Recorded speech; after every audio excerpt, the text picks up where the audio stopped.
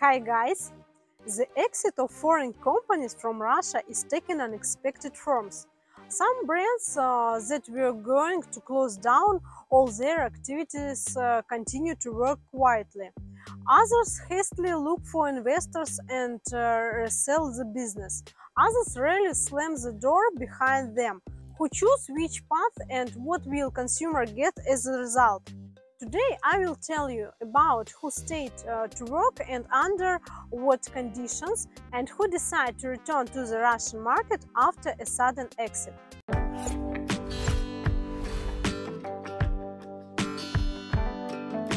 McDonald's is closing its doors in Russia. For fast food lovers, this news sounded like a bolt from the blue. Healthy lifestyle supporters smiled wickedly. McDonald's announced that it was finally leaving the Russian market. The McDonald's restaurant chain, which will leave Russia and sell its business to a Russian businessman, will have a new name, MC or Mac. I don't know how it will be sound in future. The letter M in the new name may remain branded. However, the general director of McDonald's Russia, Oleg Paroyev, denied this information to TASS. According to him, the burned yellow M will not remain in their brand, and the sign with the logo will be dismantled. The McDonald's press service declined to connect. We don't comment on rumors, wait for official information. The parent company participated in the development of the project, and the names of the dishes in a new menu can be as close as possible to the classic McDonald's menu. At the same time, based on the terms of the deal, in a few years the company will be able to buy back its assets. The Russian business of McDonald's was sold to businessman from Kuzbany, Alexander Gorov. He is the founder of Company Guide, which developed the McDonald's franchise in Siberia and has been network partner since 2015. The businessman managed 25 chain restaurants in Kemerovo, Novosibirsk, Tomsk region, the Altai Republic, as well as in Altai and Krasnoyarsk regions. Under the terms of the deal, Gorov bought the entire restaurant portfolio of the chain and will continue to develop it under a new brand. Employees of McDonald's restaurant will have to continue working under current conditions for 2 years. The company's press service said.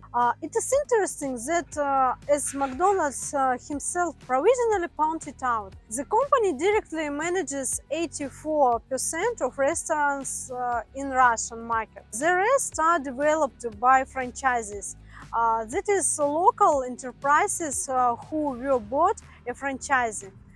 It was in this way that Burger King maintained its burger restaurant quietly continued to work. However, experts say that much still depends on the will of the brand owner. By and large, if the franchisee wants to continue working under the McDonald's name, then the brand owner in the current situation will not have leverage under international law. But there is one big bet.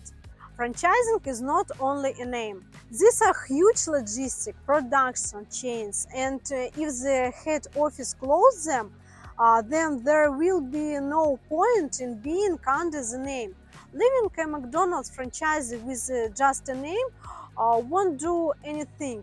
They won't be able to replicate either the hamburger or the Big Mac, because they don't and never have had access to technology. If someone in Russia wants to continue making hamburgers under the McDonald's brand, he will continue to do something, but it will be a different product, different marketing, different business process and speed of delivery of dishes. In general, since the beginning of spring, about 300 foreign brands have suspended their work in Russia. The period of exit of foreign brands, for the most part, did not have a rational economic justification, but was an action of philosophical pressure. In 90% of cases, leaving companies can easily be replaced by other producers, including local ones. All this time, while the doors of foreign brand stores were closed, they suffered losses because they continued to maintain premises, pay salaries to employees, and simply did not receive the profit that they could receive by selling their goods. Many did not hide the fact that they are looking for a way to return to the Russian market. Some returned it. For example, the German company Continental has resumed tire production in Kaluga under the pretext of providing jobs for its employees. The Canadian company Colliers International returned to the consulting services market by changing its brand. It is response that in August the Japanese company Uniqlo may reopen the doors of its stores. Experts believe that if brands do not return soon, then consumers will find a replacement for them. It has been repeatedly reported that IKEA and Inditex, which owns the brands Zara, Oysha, Massimo Dutti, MalinkaRU, Stradivarius, Pull&Bear, Bershka are considering options for reopening stores in Russia. True, the exit dates have not yet been announced. Others have chosen the path that McDonald's is currently taking to sell the business to Russian investors. For example, in mid-March, the German company OBI announced the closure of its building materials stores, and at the end of April, chain stores began to open again across the country. Soon it became known that the Germans had found a buyer for the Russian part of their business in the person of group of investment and construction companies Max. Apparently, as in the case of McDonald's, the OBI brand will to be embodied, but a powerful competitor will remain in the beginning materials market in Russia, and employees will keep their jobs. It is known that the Pfizer Bakery Holding and the Value Dairy Products Company have already sold their businesses. The oil and gas company Shell sold its companies to Lukoil. Beer producers, the Danish company Carlsberg Group and Dutch company Heineken, announced their intention to sell their assets. The Polish retail and clothing manufacturer LPPSA, which owns the Reserved, Crop, Halls, Mojito and Sensei brands, intends to sell the Russian divisions. But in the end, all these stores are reopening, but under new brands. And just recently, Renault Russia was transferred to the ownership of the city of Moscow and the shapes of AvtoVAZ to the state. As a result of the transactions, 100% of Renault Russia shares will be owned by Moscow government. 67–69% of the shares of the AvtoVAZ auto concern became the property of the Russian Federation. In general, experts assess the transfer of foreign business to Russian investors positively.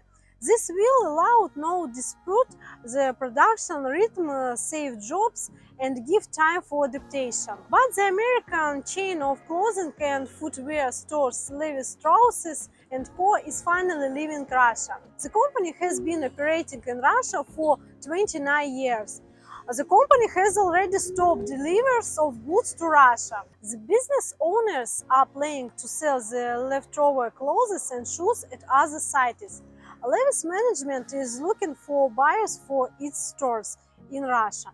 One of the potential owners may be the Turkish company FIDA Holding AS, which develops Gap, Mark & Spencer and Banana Republic outlets in Russia. Recall that in March the main office of Levi's announced the suspension of investments and commercial activities in Russia. Well guys, this is certainly not the whole list of companies.